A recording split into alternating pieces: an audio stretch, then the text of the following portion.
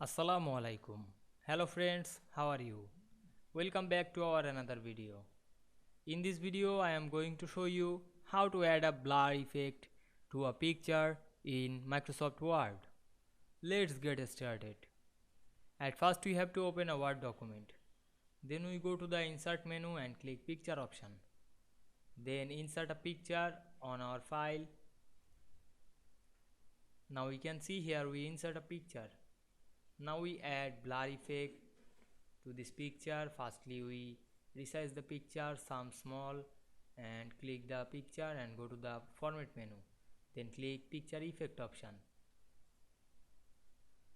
Then choose the shadow and go to the shadow option. Then we can see here this blur option and we increase the blur on this picture. Now we can see here we added blur effect to this picture very easily. Otherwise you apply reflection to use blur. I hope you enjoyed the video.